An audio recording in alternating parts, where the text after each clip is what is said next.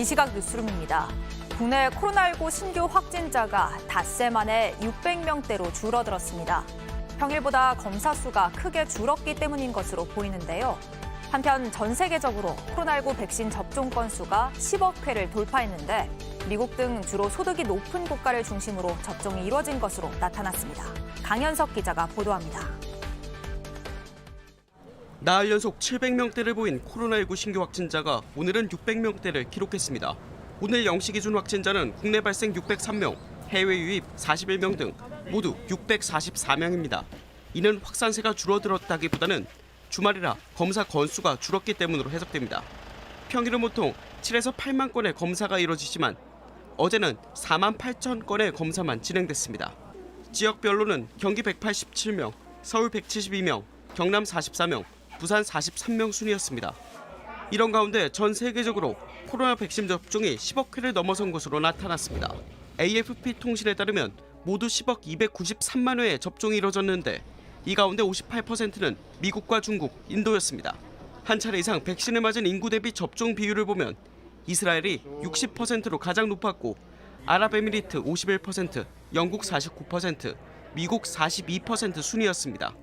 특히 고소득 국가가 전체 투여 횟수의 47%를 차지한 것으로 조사됐습니다. 우리나라의 접종률은 질병관리청 기준으로 4.2%입니다. JTBC 강현석입니다.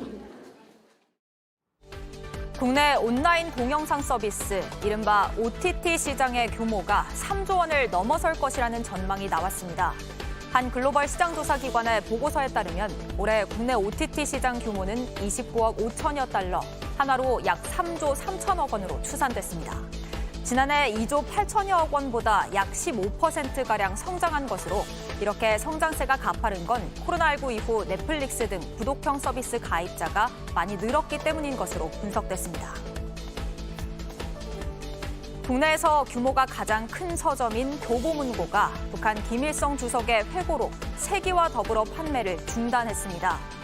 이 책은 대법원이 이적 표현물로 판단했음에도 북한 조선노동당 출판사의 원전을 그대로 옮긴 것으로 알려지면서 사실 왜곡과 법 위반 논란이 일었습니다. 지난 1일 출간돼 현재까지 100여 부가 판매된 상황에서 교보문고 측은 신규 주문을 받지 않기로 했다며 향후 법원이나 간행물윤리위원회의 판단에 따라 책을 다시 판매할지 결정할 계획이라고 밝혔습니다. 끝으로 날씨입니다. 일요일인 오늘 전국이 대체로 맑겠습니다. 낮 최고 기온이 서울 23도, 대전 25도, 대구는 21도 등으로 따뜻하겠고 미세먼지 농도도 전국이 좋음에서 보통 수준 보이겠습니다. 충청권과 남부지방에는 오후에 구름이 끼겠고 일부 호남 지역에는 5mm 안팎의 천둥과 번개를 동반한 소나기가 내리겠습니다. 지금까지 이 시각 뉴스룸이었습니다.